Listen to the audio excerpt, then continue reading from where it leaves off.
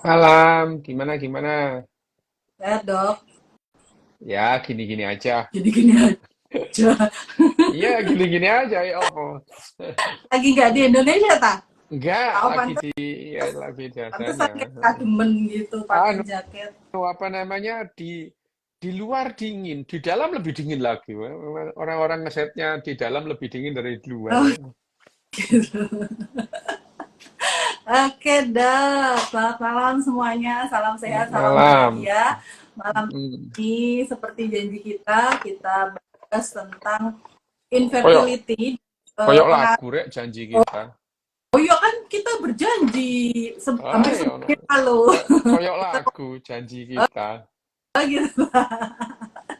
Mau bahas tentang infertility dan ini Eh, ditunggu-tunggu banget sama eh, apa kaum apa? garis dua gitu dok, kaum garis dua katanya gitu dok. Saya dulu kaum garis dua, sekarang wis menikmati dok gitu. Anu pejuang pejuang garis dua. Pejuang garis dua, betul pejuang garis dua gitu kan. Ya apa namanya mereka itu kan ya tadi yang dokter bilang sebenarnya kan itu di apa namanya ya dimasukkan ke kita didoktrinkan gitu bahwa perempuan itu nek ora hamil itu nggak hamil itu kurang gitu kan masih banyak yang seperti itu dan sebenarnya kan itu hanya untuk supaya perempuan ini mau bereproduksi gitu loh. Nanti kalau nggak mau bereproduksi kan akhirnya punah gitu kan dok kayaknya kalau nggak salah gitu. Ya sebetulnya kalau misalnya nggak punya itu kenapa sih gitu? Iya, iya betul dok, betul. Maksudnya begini karena kan di masyarakat kita dok lah kan dilalai kan dokter bilang IQ masyarakat kita yang rata-rata lah gitu loh dok. Jadi apa meneh apalagi kalau yang misalnya dia tinggal di daerah yang masih apa ya ya masih pendidikannya masih kurang sosial apa budayanya masih terlalu kuat terkait dengan perempuan itu harus bisa hamil gitu loh dok. Jadi nek apa-apa itu kalau misalnya nih baru nikah itu ya opo langsung ditanya piye wes isi durung udah hamil belum gitu kan. Nah itu terus menerus gitu akhirnya yang membuat apa ya kalau memang dia memutuskan untuk sesek dok lagi anu dok komat cedak banget ke rumah masjid dengar nggak dok. Ya nggak apa-apa, jarno ae komat Oh, itu. Bo jadi anu apa namanya nggak kedengeran. Nah, apa misalnya memang dia memutuskan untuk tidak memiliki anak ya kan sebenarnya juga nggak masalah gitu kan dok.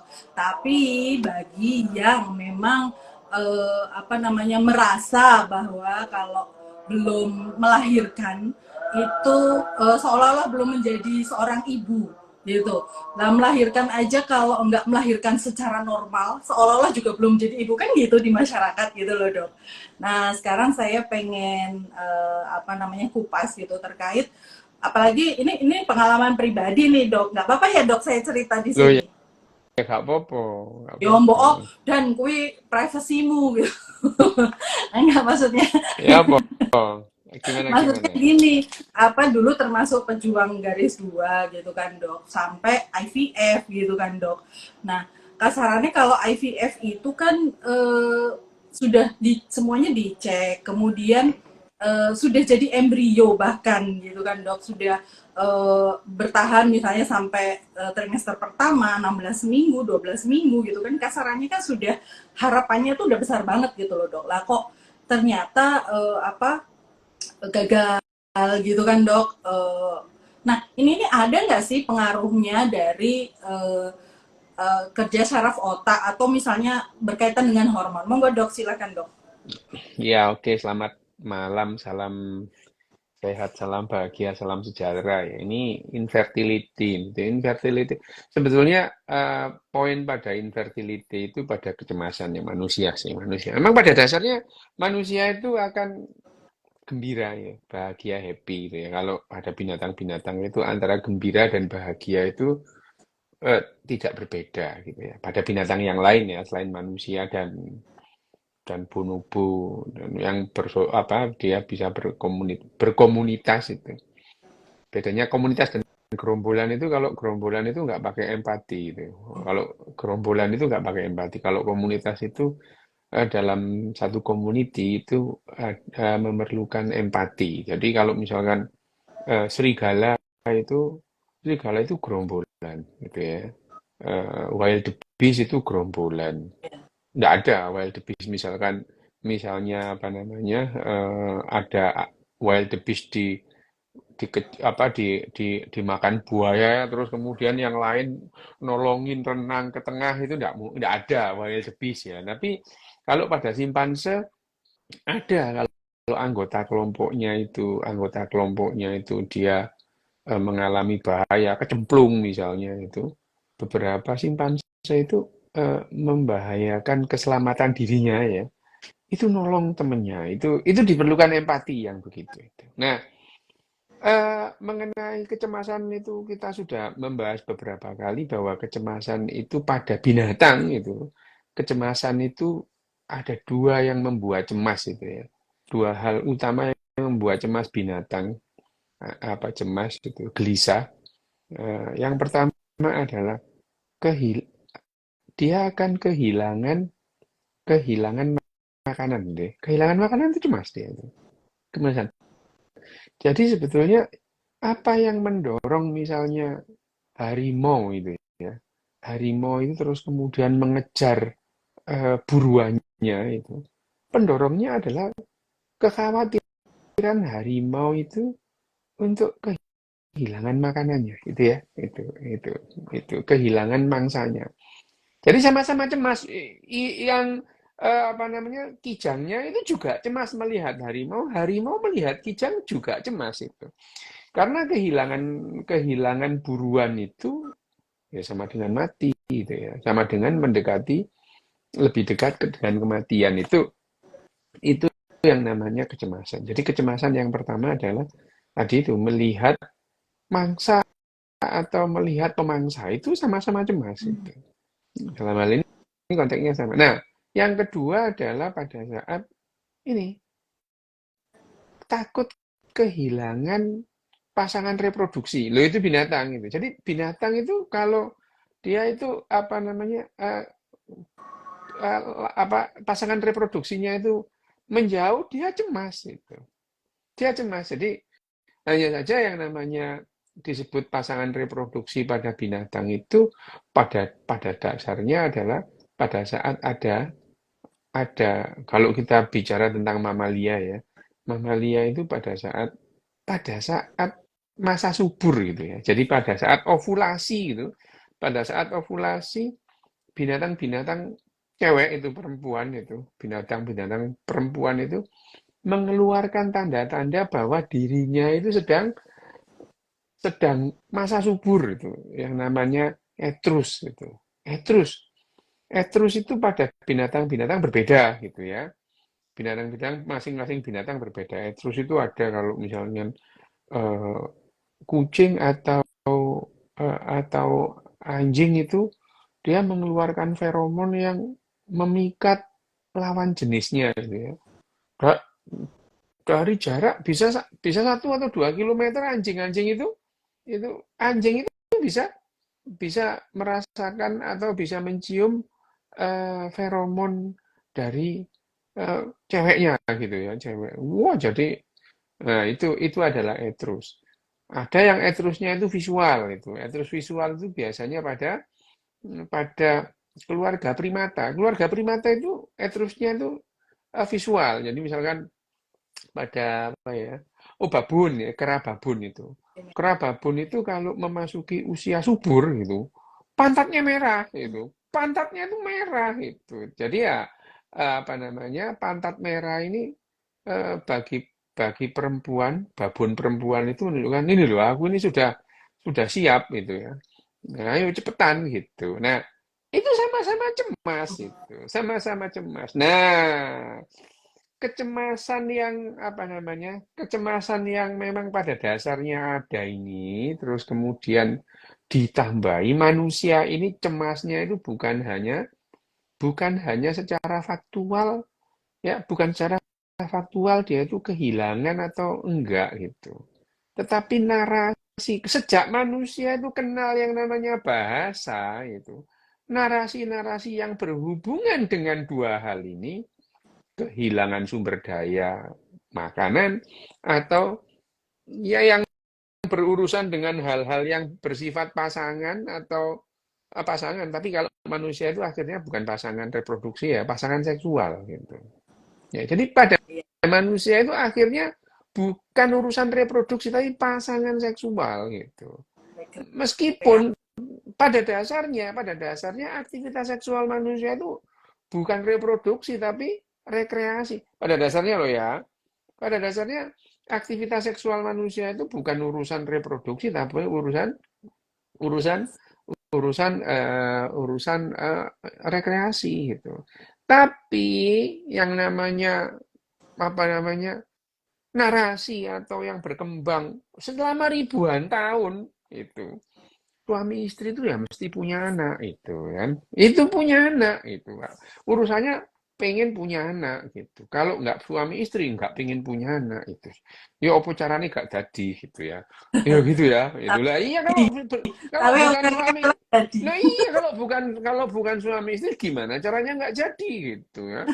Buka gimana caranya nggak jadi, bola wis mboy apa caranya pokoknya nggak jadi gitu ya itu kalau bukan suami.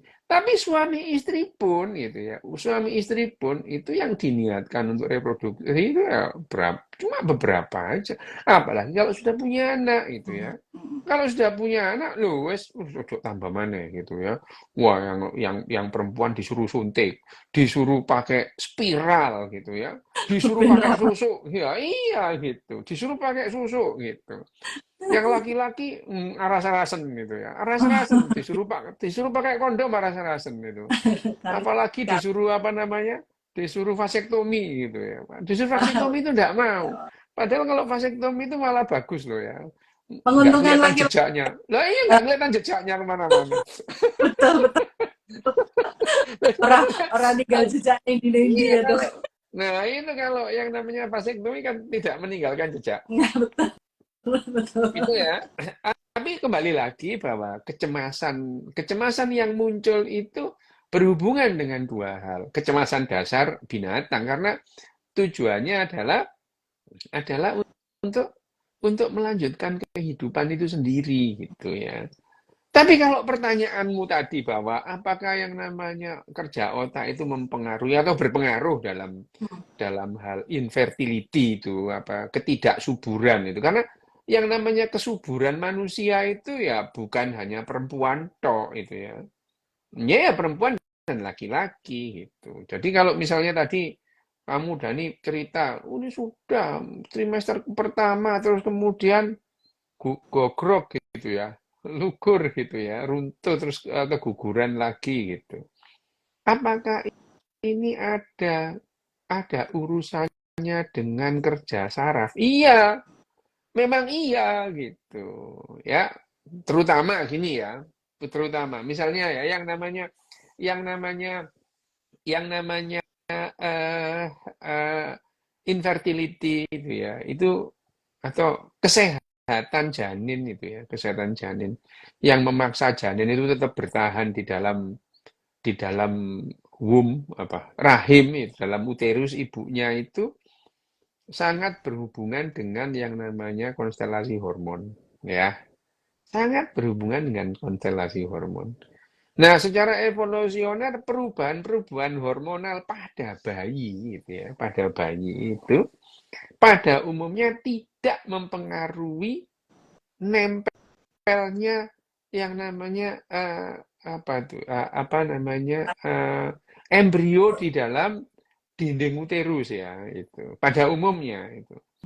Tetapi karena satu dan lain hal gitu ya, satu dan lain hal, sedikit perubahan hormonal akan membuat yang namanya mudiga itu dulu ya.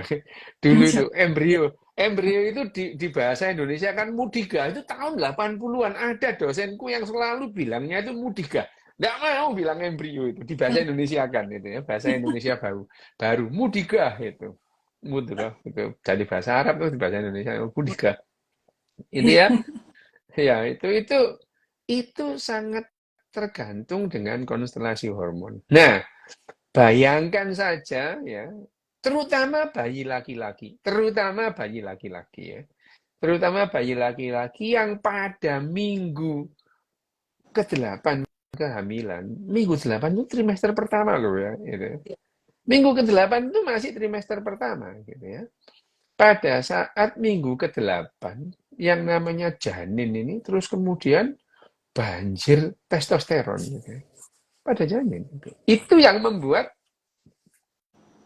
embrio-embrio yang pada dasarnya semua janin sampai umur 8 bulan, 8 minggu di dalam kandungan manusia itu adalah jenis kelaminnya perempuan. Semua janin, ya. Entah itu XX, entah itu XY, semua adalah perempuan, gitu ya. Itu itu itu ya apa ya?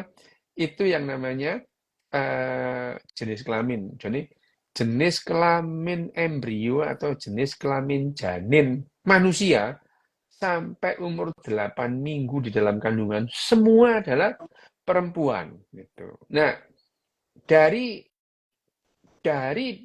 yang perempuan ini sebagian akan menjadi laki-laki. Nah, pada umumnya eh, perubahan janin perempuan menjadi laki-laki ini dipicu oleh gen SRY gitu ya, yang ada dalam kromosom seks ya, kromosom Y gitu. Meskipun tidak semua gen SRY bisa memicu terjadinya perubahan kelamin gitu ya, jenis kelamin. Jadi itu yang menyebabkan bahwa XX itu tidak selalu perempuan, XY tidak selalu laki-laki. Ada hal-hal yang membuat janin itu terus kemudian berubah jadi laki-laki. Nah, apa yang memicu perubahan jenis kelamin dan perubahan gender ini? Jadi ada dua proses dalam hal ini. Yang terjadi adalah maskulinisasi, gitu ya. Yang tadinya itu perempuan jadi laki-laki. Terus ada defeminisasi, sifat-sifat sekunder itu ya, ciri-ciri sekunder perempuan itu dihilangkan menjadi maskulin itu yang terjadi dua hal ini pada bayi manusia. Lah, yang memicu adalah impuls neural, impuls otaknya. Otak waktu itu neural masih berupa neural plate, itu ya. Impuls neural atau uh, impuls atau hentakan yang keluar dari saraf primitif gitu ya, saraf-saraf awal itu ya, saraf awal. Nah, itu yang membuat kemudian berubah menjadi jenis kelaminnya menjadi laki-laki. Nah, impuls neural yang pertama itu yang terjadi pertama kali oleh impuls neural itu adalah melonjaknya hormon testosteron dalam janinnya itu gitu ya. Jadi di janin di embrio umur 8 minggu itu otaknya terendam testosteron gitu ya. Testosteronnya juga tinggi. Jadi bayi yang akan berubah jadi laki-laki itu testosteronnya tinggi. Nah, dalam hal ini tentu saja akan mengubah konstelasi hormonal. Nah, pada orang-orang tertentu yang didrive oleh genetik juga gitu ya, pada saat testosteronnya melonjak gitu terus terjadi juga penolakan dari tubuh terhadap janin itu, jadi janin itu dibuang gitu, jadilah abortus gitu. Nah, jadi ya ada memang keguguran tertentu gitu, abortus tertentu yang diakibatkan oleh sistem imunologi gitu ya, sistem autoimun, bahwa akhirnya janin ini dianggap benda asing, diusir gitu ya, dianggap benda asing yang perlu diusir seperti orang alergi gitulah ya gitu. Itu yang terjadi, tidak semua tapi ada yang seperti ini gitu. Itu adalah salah satu keguguran atau abortus yang disebabkan oleh neural impuls pada trimester pertama gitu ya. Memang trimester pertama. memang sih ya yang namanya abortus itu ya trimester pertama ya itu. Mana ada abortus trimester kedua kan gak ono gitu. Iya. Nggak ada gitu. Makanya pelajaran pelajaran apa pelajaran objin dulu itu kalau ada ibu hamil 3 bulan gitu ya kurang dari 3 bulan mengalami flux bleeding itu cuma 3 itu nggak ada yang lain 1 abortus 2 KET 3 mola hidatidosa yang lain nggak ada gitu ya jadi ya namanya abortus itu apa namanya terjadi pada trimester pertama. Nah, salah satunya yang berhubungan dengan neural impulse itu. Kalau pertanyaannya, kalau yang terjadi itu pada ibunya gitu, bisa enggak? Loh ya bisa gitu ya. Sekali lagi tapi ya yang namanya abortus pada orang hamil itu multifaktor. Faktornya enggak satu, banyak faktornya gitu ya. Saking banyaknya dokter-dokter andrologi dan dokter-dokter infertility itu kebingungan mengontrol faktor-faktor ini ya. Mana yang lebih penting? Banyak yang lebih penting. Banyak yang penting sama-sama pentingnya. Nah, jadi masalah infertility itu apakah bisa berhubungan dengan kerja otaknya ibunya? Bisa. Kerja otaknya janinnya? Bisa gitu.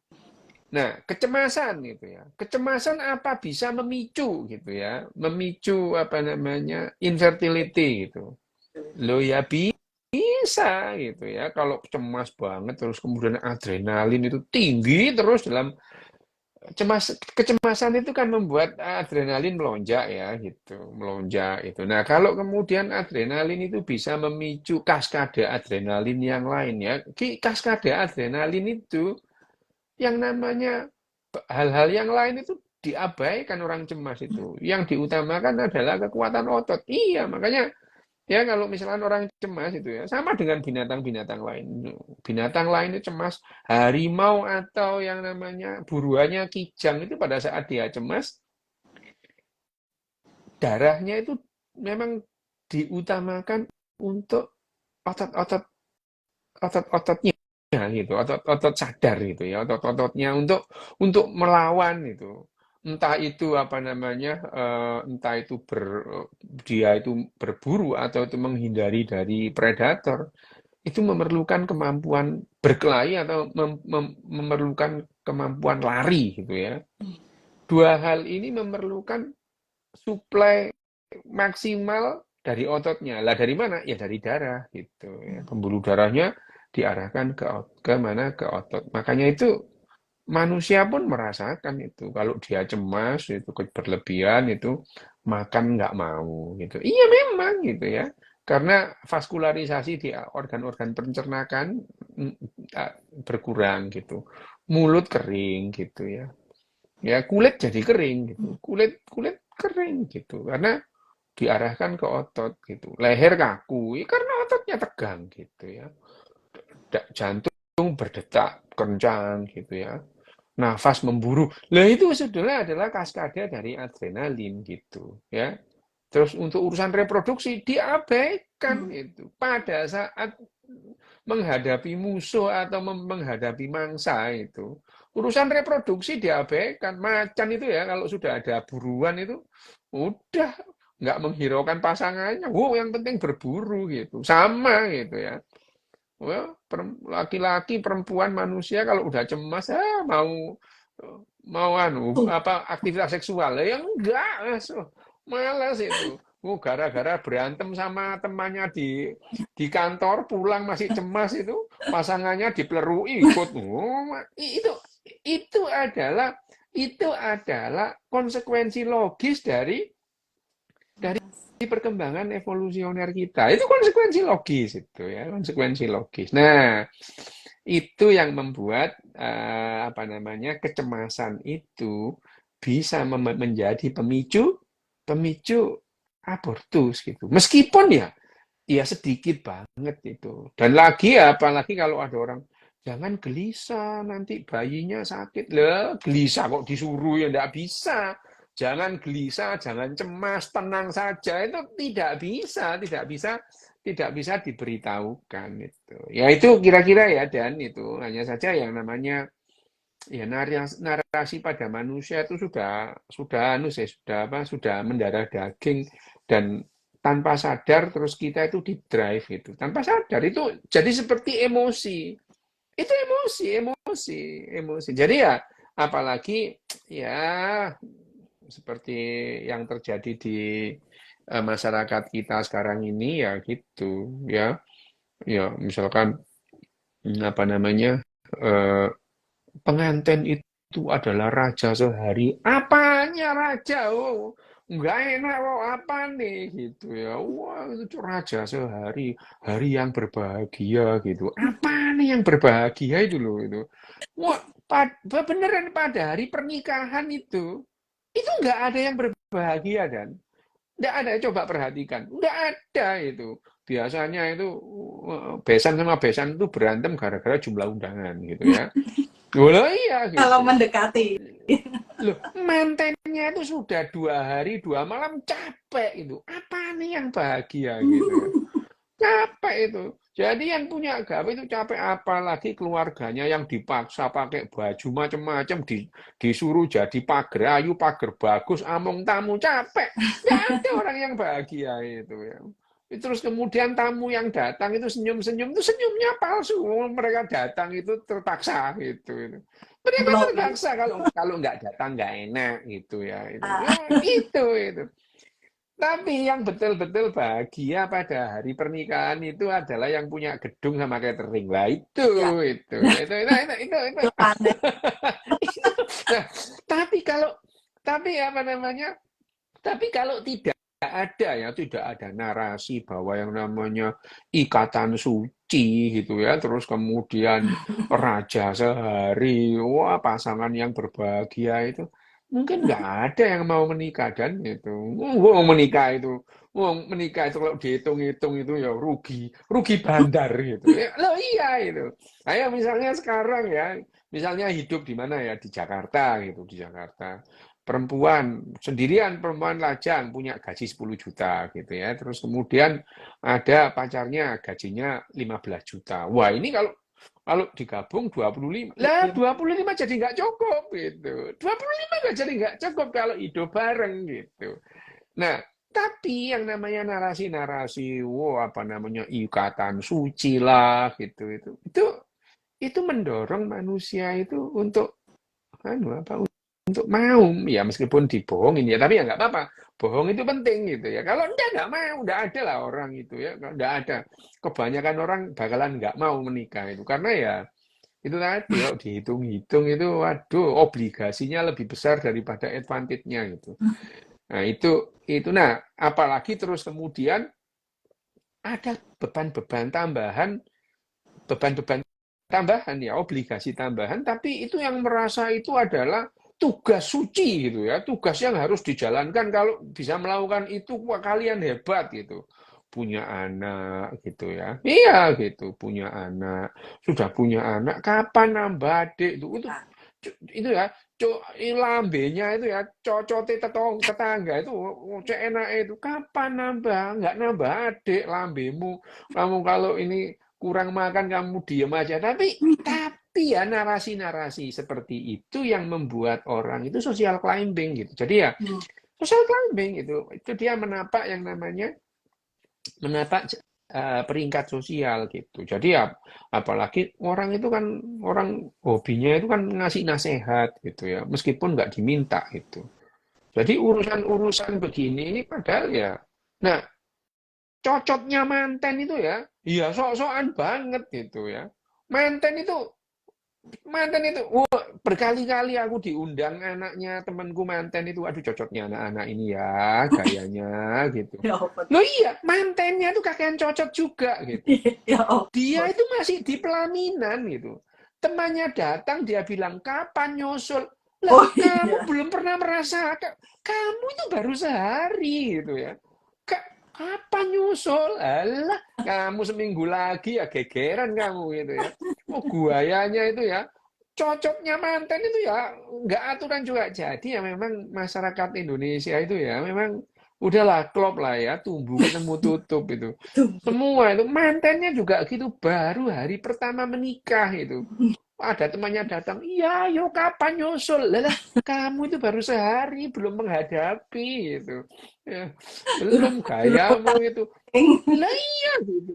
Itu ya foto-foto prewed ya, kamu belum tahu ya. Nanti kalau sudah menikah itu kamu sama suamimu harus gonceng anak berdua, ada satu di depan, satu di tengah, emaknya di belakang gitu, ngepat ngepot gitu. Tapi adalah yang namanya kondisi-kondisi seperti sekarang itu ada foto prewedding gitu ya, prewedding itu membuat orang itu ya terhibur sementara itu ya. Menghibur diri pada dasarnya gitu, menghibur diri itu prewedding gitu. Sampai ngobong gunung lah ya apa itu ya. Tuh, ya itu ada lah banyak itu. Hal-hal yang demikian itu ya yang seperti sekarang apalagi yang namanya ada pada masyarakat-masyarakat tertentu yang namanya pernikahan itu harus harus harus diumumkan rame-rame. Semakin banyak yang diundang semakin semakin bagus gitu ya. Nah, sementara ada apa namanya? Ada komunitas yang ya kalau menikah itu yang diundang sedikit aja gitu. ya. Sedikit aja teman-teman dekat gitu ya. Nah, iya teman-teman dekat dan bayar dewe itu. Lo bener ini itu, bener itu. Oh, di Australia gitu, di Australia itu dulu ya tahun 94 itu aku didatangi adik-adik kelasku itu. Kamu kamu kalau ku undang ke pernikahanku mau datang enggak kamu? Oh lo ya mau gitu. Ya enggak apa-apa mau dikasih undangan itu. Apa nah di bawahnya itu ada tulisan BYO gitu. Aku ya enggak ngerti wah BYO itu apa aku ya gak ero ya. Itu di undangannya itu di bawahnya itu BYO gitu ya, BYO. Ya aku ya datang aja itu datang dan itu undangannya itu di restoran hotel gitu ya. Terus Ngerti-ngerti ono tagihan ya. bukan gitu.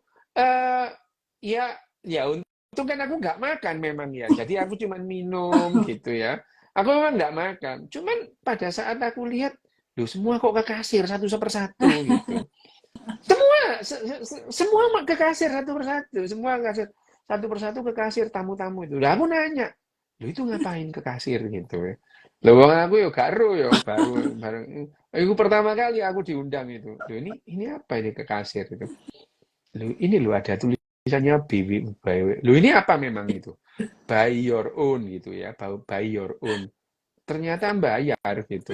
Jadi tamunya itu bayar nang kasir apa yang dimakan gitu. Nah, nang kini ya kalau kamu di Indonesia ya dipaido tonggo sampai tonggo kampung dijadi omongan gitu ya. Terus Ini adalah perbedaan. Ini adalah perbedaan ya. Ini perbedaan. Ini perbedaan nilai yang berkembang di masyarakat gitu. Nah, memang pada masyarakat yang tidak sehat itu ya itu tadi gitu ya. Itu tadi kabeh nyocot gitu ya. Manten kurang mangane dicocoti, dicatu gitu ya. Terus mantennya juga cocotnya itu ya enggak kira-kira manten baru sehari itu. Kapan nyusul? Aku iku liwat kudu tak plester ae iki lambene arek iki itu ya. Kapan nyusul? Loh, provokasi yang semacam ini tuh, ya, gini ya, contoh aja, contoh. Bayangin aja kalau teman apa ada temannya itu pasangan yang satu toksik misalnya ya, itu. Bayangin aja itu. Terus kemudian pulang dari resepsi itu yang cewek itu ngamuk sama pacarnya minta dinikahi segera gara-gara kapan nyusul ayo cepet ada rezeki ada yang ngatur iki yo arek cilik lambene ngono kudu tak apa jenenge tak plester ae rezeki ada yang ngatur lah iya kamu bapakmu orang sugih lah kebetulan ini ya pasangan ini bapak ibunya orang sugih gitu ya lah ya ndak apa-apa kalau orang diprovokasi menikah pas-pasan gitu. Nah, hal-hal yang semacam ini ya, hal-hal yang semacam, apakah hal-hal yang semacam ini bisa mempengaruhi kesehatan dalam hal ini itu ketahanan janin untuk bertahan pada trimester pertama ada gitu. Ada itu. Ada. Bayangin aja dan gitu ya. Pasangan begitu menikah sembarang kurang. Wah, gegeran terus gitu ya. Wah, yang tadinya itu penuh kata sayang, sekarang matamu raimu. Oh, wah, itu tiap hari keluar, tiap hari menjadi konsumsi sehari-hari, akan kecemasan itu akan menjadi eskalasi tinggi. Dan pada orang-orang terutama pada penderita-penderita depresi misalnya, gitu ya. Ini jadi persoalan gitu. Nah, memang sih Dan itu. Jadi urusan infertility itu akan menjadi minimal pada masyarakat-masyarakat yang empatinya tinggi gitu ya. Empatinya tinggi. Jadi perkara infertility itu akan menjadi minimal pada masyarakat-masyarakat yang empatinya tinggi gitu. Nggak punya anak ya nggak apa-apa gitu ya. Punya anak banyak ya sudah itu dianggap sebagai konsekuensi gitu. Terus nggak nyocot gitu ya, sebelahnya juga juga ya nggak nyocot gitu itu. Nah, eh, itu persoalan sih dan memang hanya saja ya wis lah ya, konsekuensinya orang Indonesia seperti ini ya, seperti yang ada di tetangga-tetanggamu lah ya gimana lagi bahwa infertility itu adalah terutama beban untuk perempuan gitu. Bahkan tidak jarang keluarga yang infertility itu diprovokasi oleh keluarga laki-lakinya ya untuk nambah lagi atau untuk ganti pasangan gitu ya Itu kadang itu suka alasan. iya memang iya itu lumrah itu ya ya Presiden RI aja pernah begitu ya menikah dengan alasan istrinya nggak memberi keturunan ada itu Presiden RI yang seperti itu gitu ada itu dan itu pada posisi yang seperti ini perempuan merasa bahkan perempuannya itu mau tidak mau mengiyakan meskipun dengan nelongso ya gitu ya. Itu ya mengiyakan itu. Ya wis lah gitu. Ya itu adalah otak kita itu memang apa namanya terbentuk untuk mengakomodasi hal-hal yang seperti ini gitu. Oke? Ada pertanyaan lain mungkin? Oke dok, berarti eh, tadi tuh sebenarnya saya mau nanya kalau gimana sih caranya supaya kita nggak terbawa arus tadi tuh yang ya segala macam beban itu ada di perempuan gitu kan, ternyata kan memang susah banget gitu dok. Bahkan saya aja pada saat itu juga dalam diri saya itu juga jangan stres, relax, sampai ya tetap wae ra iso gitu loh, walaupun Nggak bisa. berusaha untuk iya, berusaha untuk me time, berusaha untuk mengalihkan perhatian, tetap wae ternyata nggak bisa gitu. Dok, Ya, ini nggak bisa. benar-benar nggak bisa banget. Nggak bisa. Karena gini, ini kan emosi ya, emosi Ya. masuk dalam otak emosi. Otak emosi itu harus dilatih itu ya. Nggak bisa. Otak emosi itu terus kemudian, ya memang orang kalau misalkan rasio apa namanya, rasionalitasnya tinggi gitu, tapi kan jarang orang dengan rasionalitas tinggi. Pada umumnya orang dengan rasionalitas tinggi itu jengkelin yang lain gitu. Hmm. Ya, orang rasionalitasnya tinggi itu menjengkelkan orang yang lain yang pada umumnya yang selalu selalu berjalan dengan emosinya gitu ya, jalan gitu ya. Nah, yang rasional itu kan, ya kan nggak gitu nggak apa-apa. Terus diomongno pula gitu. Jadi orang jengkel gitu. Jadi ya eh, kecerdasan emosi itu tidak dengan cara diberitahukan itu dinasihati atau diomongin gitu. Enggak itu, tapi dilatih. Yang ya tadi ya dengan menumbuhkan empati, melatih sosial skill-nya gitu. Meskipun itu berhubungan itu ya, memotivasi diri. Motivasi diri itu tidak terus kemudian aku pasti bisa, aku pasti bukan. Motivasi diri itu adalah menyiapkan biologis kita itu, memotivasi biologi kita itu untuk menghasilkan apa-apa yang secara rasional bisa dicapai itu adalah itu memotivasi diri itu menyiapkan biologi itu memotivasi diri itu ya itu. Nah, apa namanya? Ini ada pertanyaan nih dok dari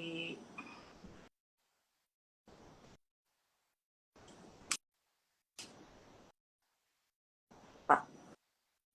Apakah abortus karena neural impulse itu juga terkait dengan ACA antibody itu yang tinggi itu dok? Ya, ya, anti kardiolipid antibody itu kan ya salah satu faktor gitu ya. Hmm. Ya, apakah itu berhubungan? Kalau mau membuktikan ya diperiksa semua gitu ya. Diperiksa semua. Padahal ya misalkan ACA lah, terus kemudian apalagi yang berhubungan dengan apa namanya, berhubungan dengan apoptosis itu kan ketahuannya itu kan tidak sengaja pada saat kita melakukan riset Mhm. terus kemudian kita hubung-hubungkan itu. Mhm. Jarang sekali itu terus kita melihat aborsi ini apanya gitu ya. Wah, aborsinya karena apa? Terus kan jarang aborsi itu terus kemudian dipisahkan. Iya, Ini yang karena stres, ini yang karena sakit gitu iya. ya. Terus kalau yang karena sakit misalnya itu infeksi, infeksi bakteri dan infeksi virus itu juga beda Mhm. gitu. Ya, Mhm. bahwa ACA tadi itu dikatakan itu bahwa bisa itu bisa bisa menjadi pemicu atau bisa menjadi faktor penentu, ya bisa gitu. Hmm. Memang bisa, cuman kan tidak pernah diteliti Ya. gitu ya. Tidak pernah diteliti. Nah, tentang tentang hubungan impuls neural dengan ACA tadi, ya bisa sih kalau misalnya, nah itu kalau misalkan penelitian ya riset itu kan membuat yang namanya konsep kerangka konsep gitu ya. Kerangka konsep itu kan disusun berdasarkan teori yang ada kerangka konsep itu ya. Ya termasuk itu ya. Kalau mau diteliti ya bisa saja gitu ya. Wah, apa faktor-faktor yang lain dikendalikan kita meneliti ACA ini seberapa besar gitu. Meskipun secara secara apa namanya? Secara saintifik bisa dipertanggungjawabkan bahwa ACA itu ikut bertanggung jawab itu bisa gitu ya. Nah, kalau misalnya tadi dok kaitannya dengan ya berkaitan dengan rasa cemas, kemudian stres yang berlebihan, bisa nggak sih kalau misalnya dibantu dengan obat gitu dok, supaya lebih rileks gitu, bisa nggak dok? Eh, Obat-obatan antidepresan misalnya ya, Oh. antidepresan Mhm. yang sudah terbiasa dikonsumsi gitu ya, ya itu membantu gitu. Tapi kan jarang, nggak ada hujan, nggak ada angin, ibu-ibu terus datang ke psikiater gitu ya. Dok saya minta antidepresan supaya nggak cemas, loh ya nggak ada gitu. Hmm. Justru orang misalnya pasangan-pasangan muda itu tidak merasa cemas gitu.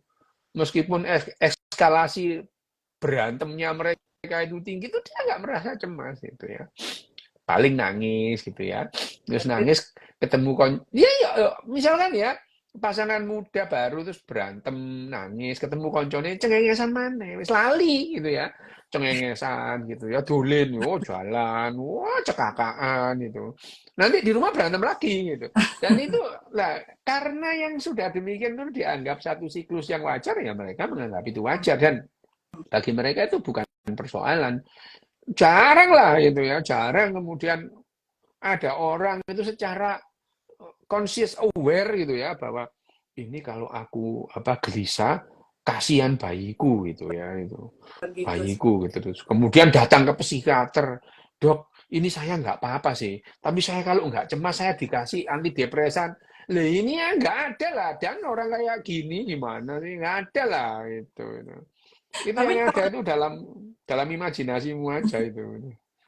enggak, tapi kalau misalnya tadi supaya nggak terlalu memikirkan gitu loh dok, Loh lah boleh. iya. Gini loh, dokter ngasih pasien itu kan pasiennya datang. Lah masa dokternya itu datang dari rumah ke rumah, dok dok dok ada yang hamil enggak? Ini tak kasih ini supaya nggak cemas. Lah ya gak ono dan itu.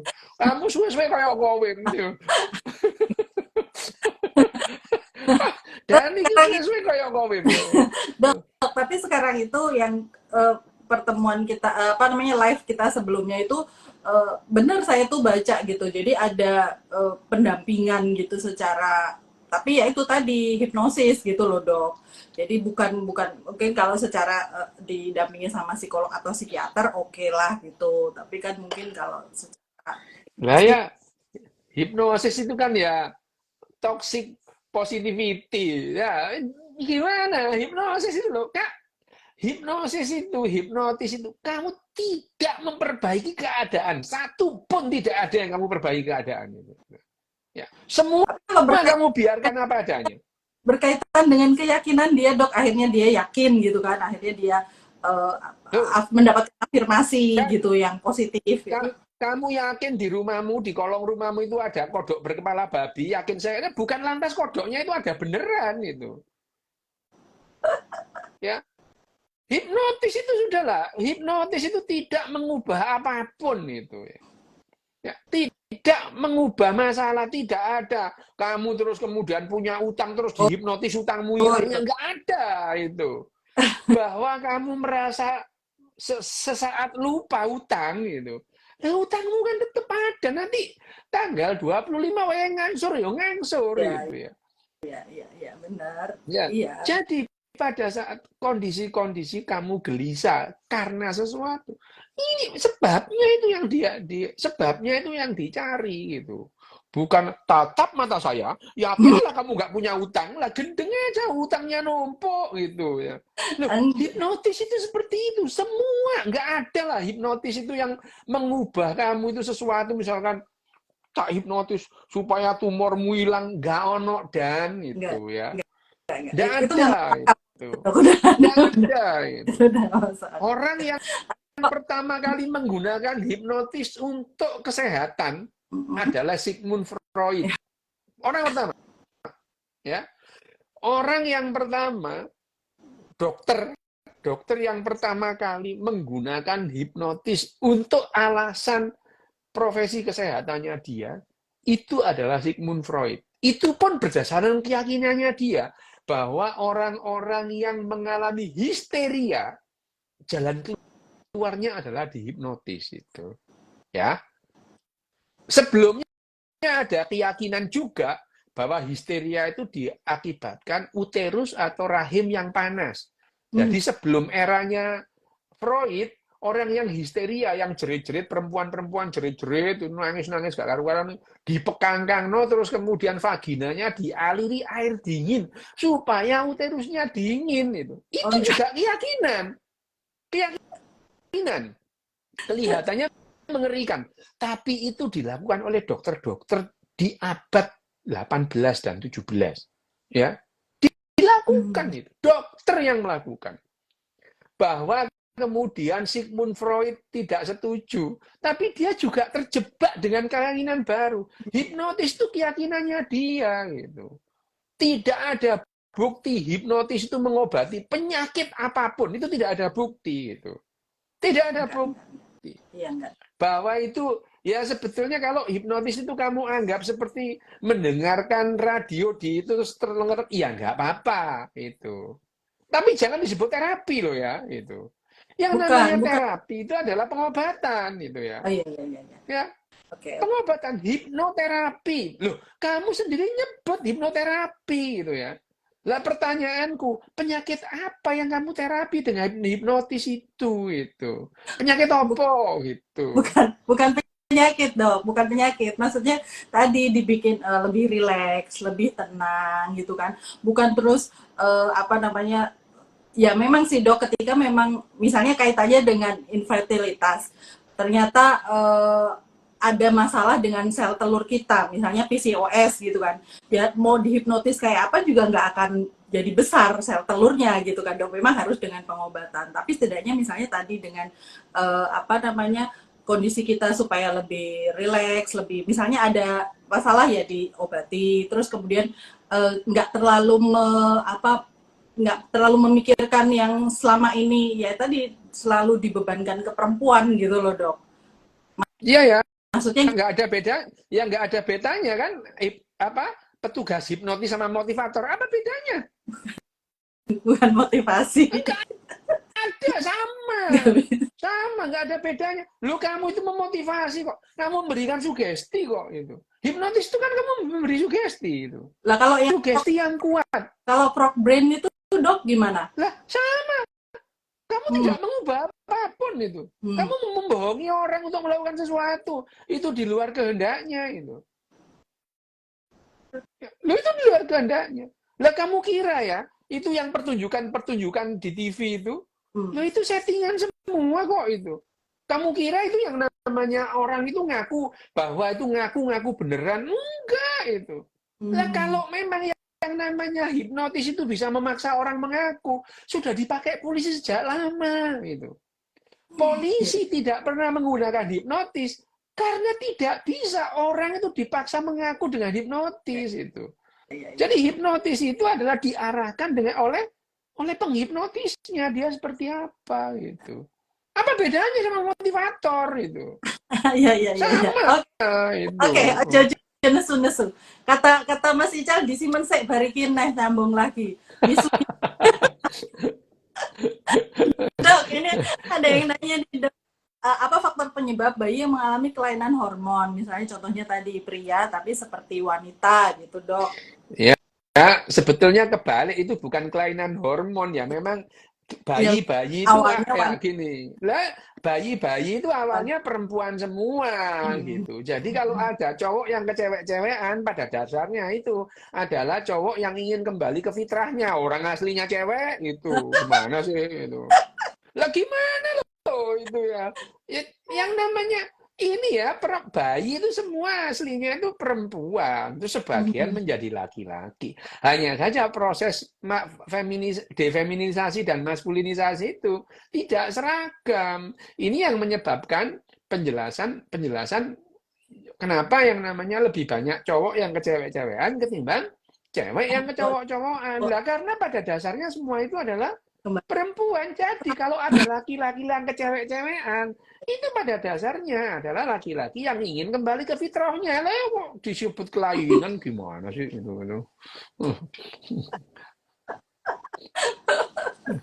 Berarti tadi mungkin proses defeminisasinya itu kurang kali, Dok.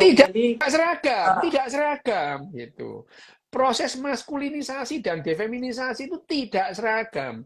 Jadi ada misalkan ya, kamu lihat ada orangnya maco itu, orangnya maco gua gitu ya. Terus ngomongnya lembeng, itu ada itu. Brewosen itu ngomongnya aduh gitu, ada gitu ya. Itu adalah apa namanya salah satu bentuk dari apa namanya ini apa tidak seragamnya defeminisasi dan maskulinisasi. Dan aku tak tinggal dulu ya, aku harus melakukan sesuatu ini. Oke, Dok. Ya udah nanti kita sambung. Nanti diterusin ya. Makasih banyak ya, Dok. Dok ya sama Dokter Santi di mana, Dok? Live juga tah? Di sini ya. IG juga. Iya. Makasih ya, Dok. Oke. Lagi. Selamat malam. Maaf ya, nanti yang belum terjawab nanti bisa di kolom komen, nanti saya tanyakan ke Dokter Rio. Makasih semuanya. Selamat malam.